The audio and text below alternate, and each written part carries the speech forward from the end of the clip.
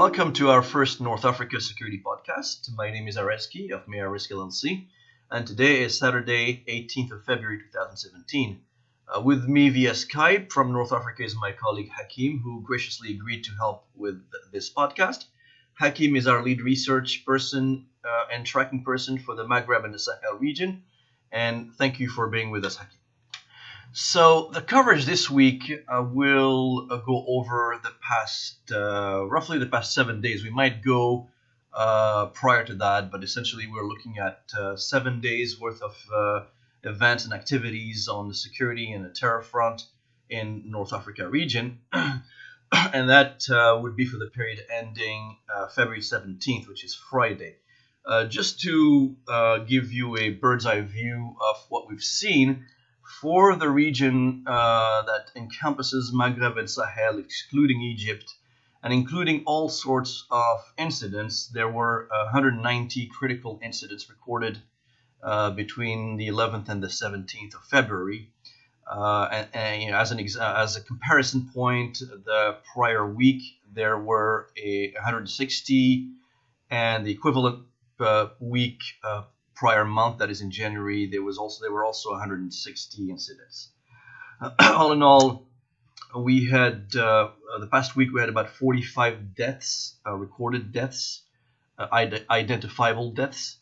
That number is very volatile, Hakim, because it goes, it went down to 13 the last week, the previous week. But the equivalent week a month ago, it was 170. So the numbers really go up and down based on whatever happened during that period. A third data point is the number of arrests. We had this past week 472 arrests. I think in a few moments you'll be able to articulate what these arrests were roughly. But I have the suspicion that most of it is really related to a combination of illegal migrants, criminal gangs, and obviously the interception of militant groups across the region.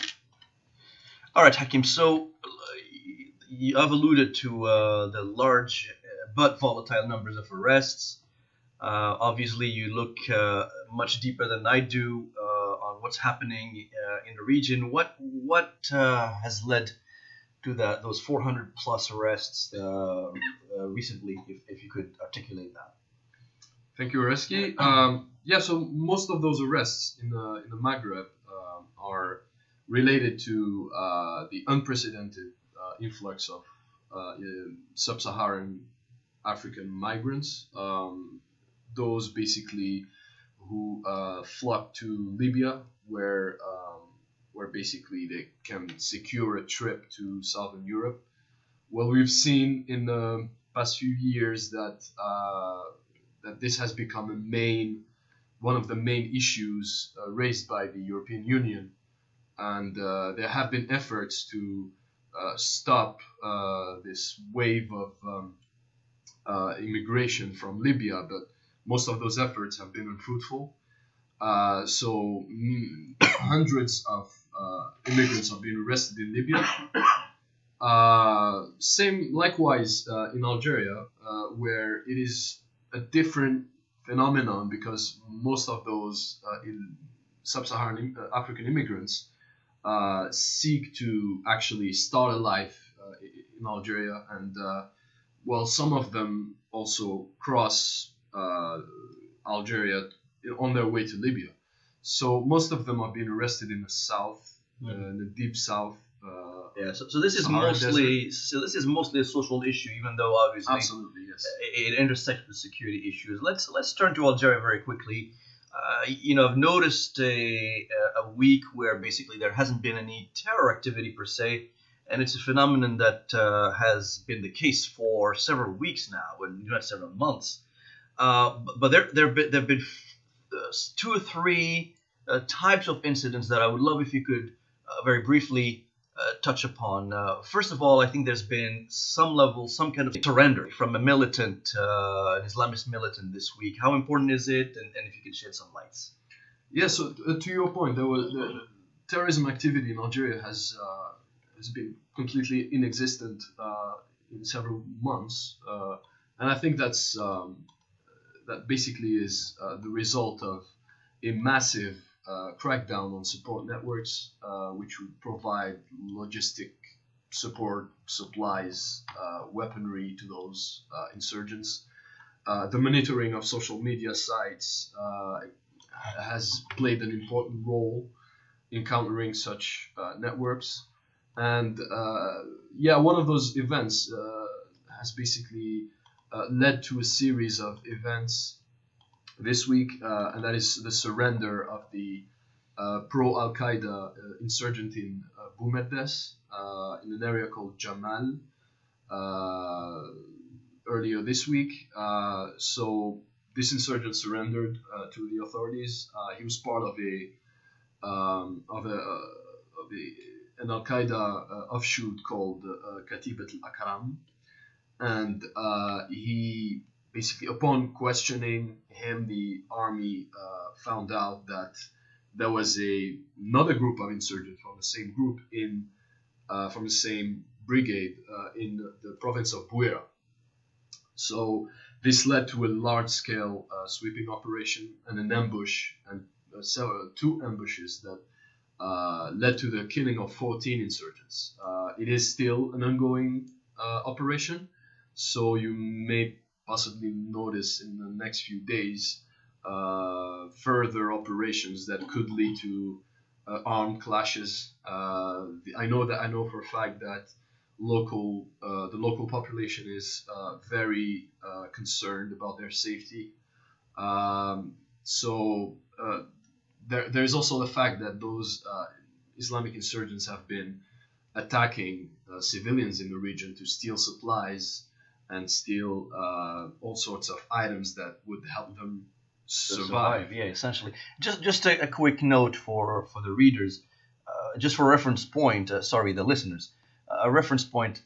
Most of the regions that Hakim has been talking about and where these events have occurred are in the north central of the country. Essentially, think of it as within probably an hour, 2 hours east to southeast of the capital.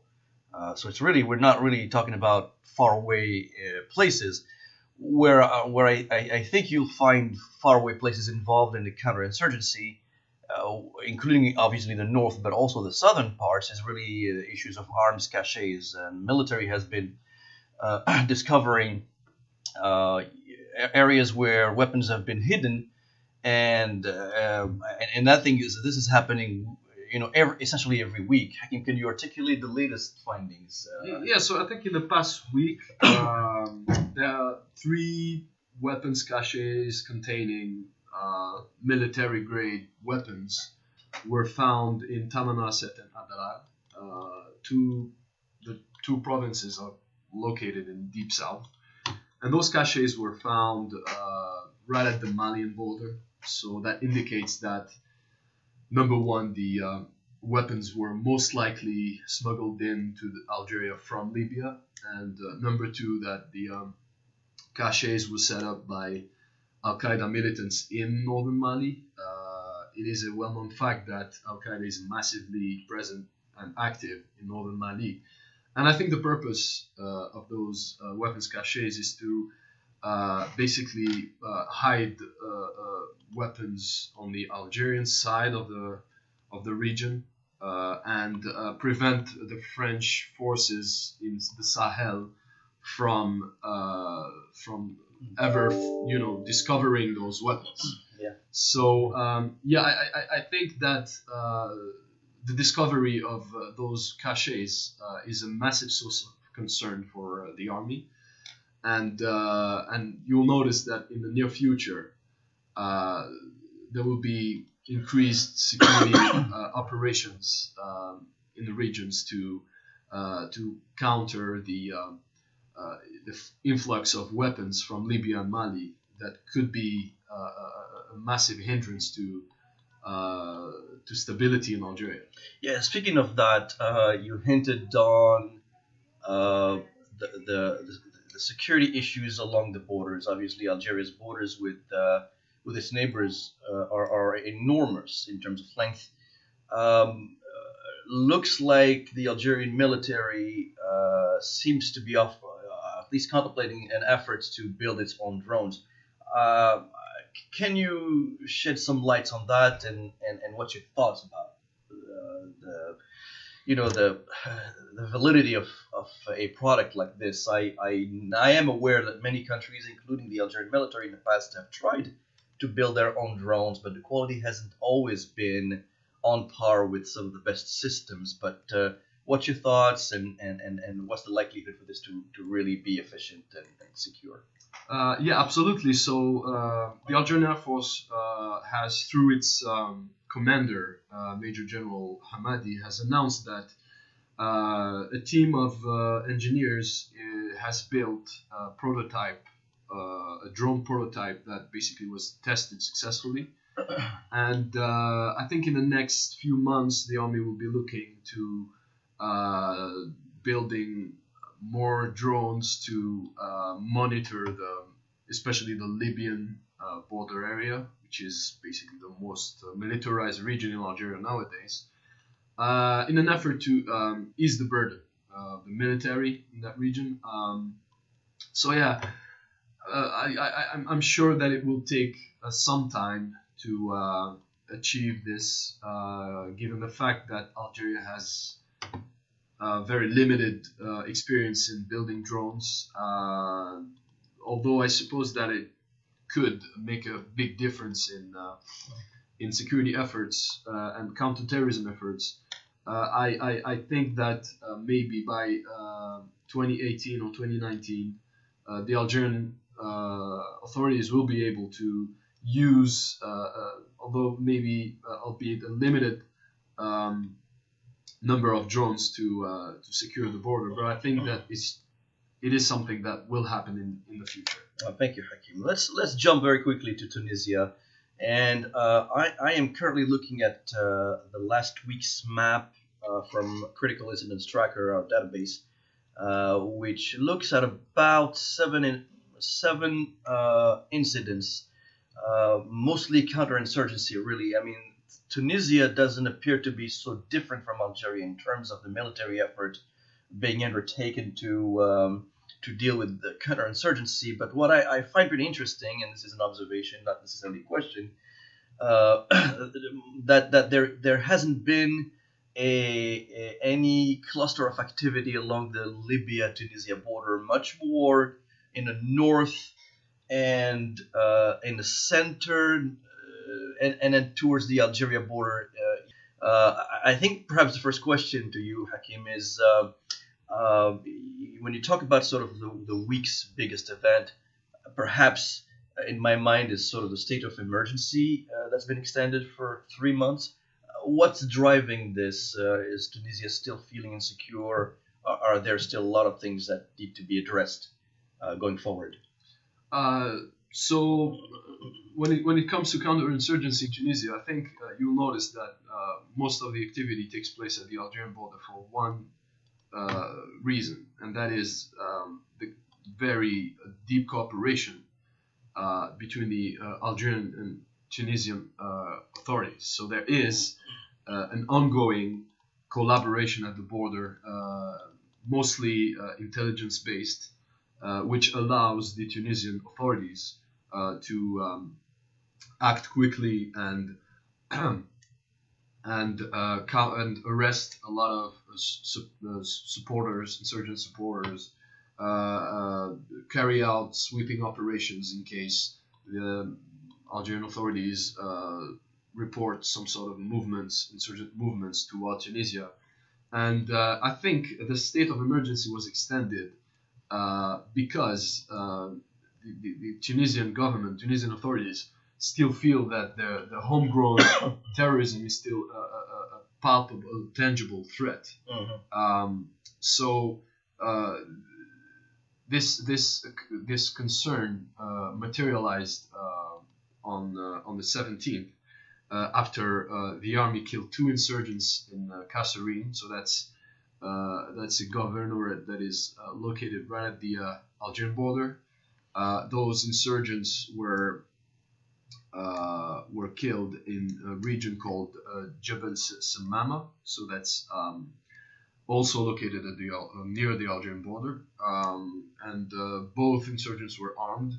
And according to security sources we've been talking to, that group is still active in the region and has been responsible for a number of incidents in the past few weeks. After the explosion of a number of landmines that left a lot of shepherds and troops wounded. So I think that the extension of the state of emergency will lead to similar operations throughout the country, because I think that the Libyan border is still facing a number of crises, including labor protests. So there's going to be a lot of activity at the Libyan border as well, because as you know, when labor protests erupt in that region, you'll notice that the insurgents always take advantage to either move toward Libya or into Tunisia. So that's definitely going to be a source of concern. Moreover, I think in the past week, 42 alleged insurgent supporters were captured nationwide, and I think this has been a continuous effort from the Tunisian authorities, which have understood that the most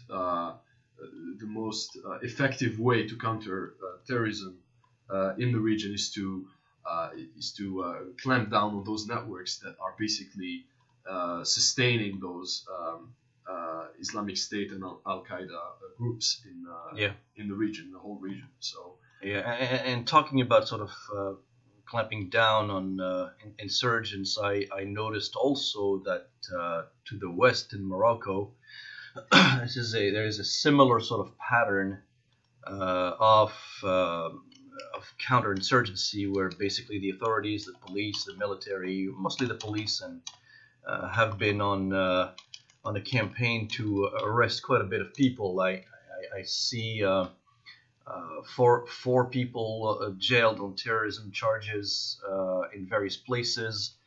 There are even actually some Moroccans that have been arrested in Italy. Another one in Spain. So the European connection is very, very important. There's been also an interesting story about the three members of the ruling PJD party facing court proceedings over allegations of promoting terrorism. Is there anything else that you've seen that would raise attention in terms of where Morocco stands, since it's been essentially one of the quietest, but perhaps not so quiet? Yeah, so Morocco remains one of the main targets of the Islamic State. This has been the case for several years, for obvious reasons. Well, because Morocco, I think, in the region is the country that is the most I would say westernized, or the country that has the most appealing sort of interest with the West. And yes, and a lot of tourism and such. So I think the authorities have been cracking down on Islamist fundamentalism. They've banned the burqa, production and sale of burqas, full face veils. They have tightened their control on Islamic organizations that can be considered extremist. They have also been clamping down on terrorism on social media. And to your point, yes, three members of the Justice and Development Party, which is a governing party in Morocco, have been arrested for celebrating the killing of the Russian ambassador to Turkey. We've heard also recently that a number of U.S. reports warned the Moroccan Navy about terror plots targeting its assets in the Mediterranean. So I think what we see as the country that is maybe the most stable in the Maghreb, is still Is also facing a lot of threats. Yeah. Absolutely. Recently, 26 terrorism suspects were given prison sentences ranging from 2 to 7 years in prison. So yeah, the counterinsurgency efforts are definitely ongoing, and the Central Bureau for Judicial Investigations, which is called the Moroccan FBI, is firing on all cylinders. Well, have there been any cases where they actually discovered arms caches? Not necessarily this week, but recently. They haven't discovered caches, but what they've done is they've dismantled a lot of Islamic State networks. Network cells. Network cells, and most of those cells actually had war-grade weapons and homemade bombs, explosive belts, hidden in their homes. So they've been able to prevent a lot of terror attacks targeting government facilities, touristic sites in many cities, including Agadir, Marrakesh, the North Tangier. So I think that Morocco will still be facing a lot of challenges when it comes to counterterrorism in the near future, and you'll notice that there will be continuous efforts to stymie all those potential. Let's move to Libya. And Libya is a mess. It's a place that, unlike the three countries that we've covered a moment ago, where there has been in our maps essentially both security and or counterinsurgency and terrorism activity. If you look at the broad map of the region, and if you include the Sahel region, basically the red colored dots, which happen to illustrate or represent terror activity, tend to congregate around Libya and Mali, and generally not so much. There's still some obviously events elsewhere, but there is this cluster of events, of terror events in Libya and in Mali. So let's focus on Libya for a few minutes, if you don't mind. Before we get into the security part of it, we definitely have to mention the political aspect of it, where Egypt has been trying to get the two feuding parties together. What's your assessment on that, Hakim? So the commander of the pro-Eastern government army, Field Marshal Khalifa Haftar, has refused to participate in any sort of political dialogue unless Egypt is the mediator. And Egypt accepted to convene a meeting between him and the leader of the UN-backed government, Fayez al-Sarraj.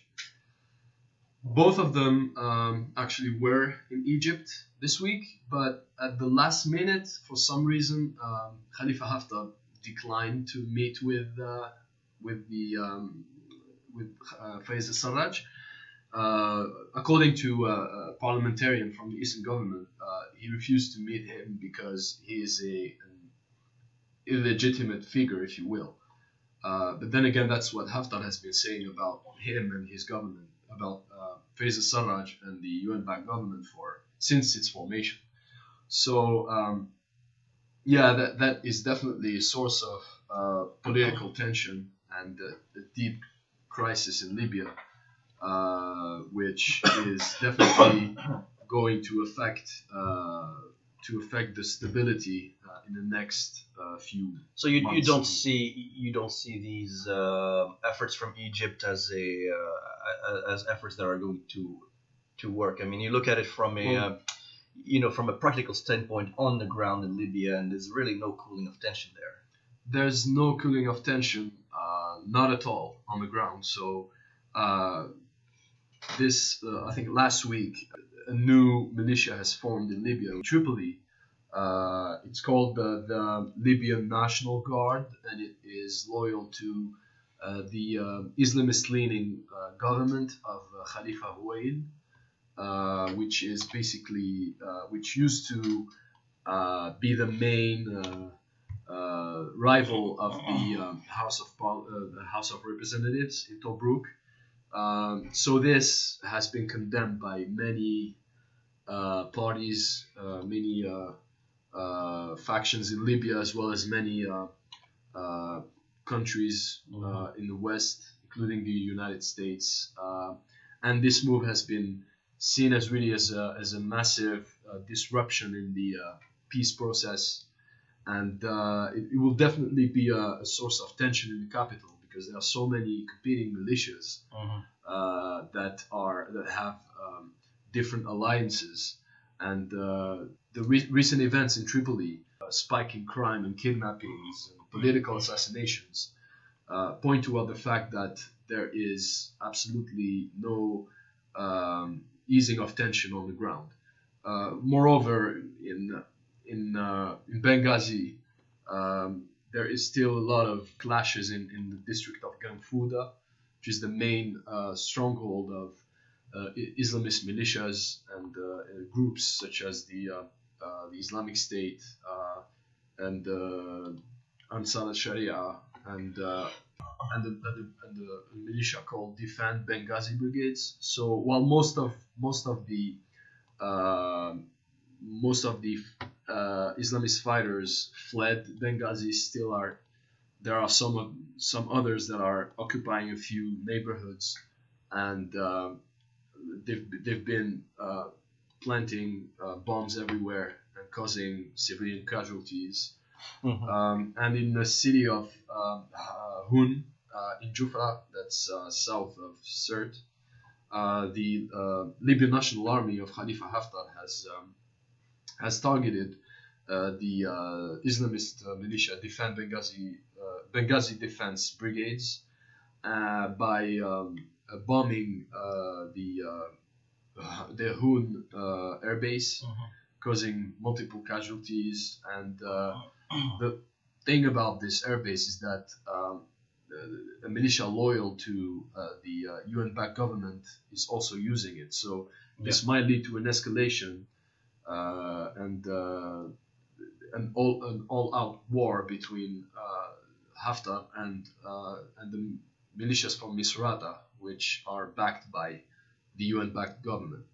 So so the mess is still there. I think I have a feeling we're going to be talking about Libya for the rest of the year. Let me thank you for that, Hakim. Let me close this podcast so that we are within the 30-minute range by giving you a brief overview of Egypt. Egypt will be subject of its own podcast at some point once we're able to get our analysts from there on Skype. But briefly, the country continues to be, a pretty tense, although the level of intensity in terms of its civil strife, has been decreasing over time. All in all, there were 37 critical incidents. That's inclusive of all types of incidents, human, social, economic, etc. There were 12 deaths during the last week, and 11 arrests. All of those are related to critical incidents. They're generally man-made incidents, if you will. The news from the country, from Egypt, has largely shifted from excessive amount of terror unrest to economics, with Egypt having dropped the value of its currency so low by about 50%, I think. It has also managed to convince the IMF to get some loan that is presumably enabling the country to resume its economic activity. However, most of what we see is really an influx of foreign investment, certainly, but it's limited to it's not really extending into internal consumption, and it's mostly focused on foreign investment, buying assets and buying the Egyptian debt, essentially. The backdrop of what we see in Egypt on the economic front is really, we really want to see sustained and sustainable economic growth going forward. And for now, we're not seeing that. What we see is really but the potential for more social unrest as prices of commodities and food continue to increase going forward. On the security front, it's still very much a place where the northeast of the country is in the grips of a war between the military and militant groups. North Sinai essentially has been and continues to be the epicenter of the country's war with jihadists, so-called jihadists, if you will. What we've seen over the past 7 days is more activities from Islamic State or Daesh, whatever term you want to use. There has been news coming out of North Sinai where 5 people may have been killed by Islamic State. Those are generally people who are accused by Islamic State to be spies for the military. There's been also a targeting of Christian Copts as well in North Sinai, and that's creating a lot of tension in the region. So with that, I'd like to thank you for listening. Hakim, thank you for talking to us so late at night. Thank you, Reski. And we look forward to the next episode in a week from now. Thank you.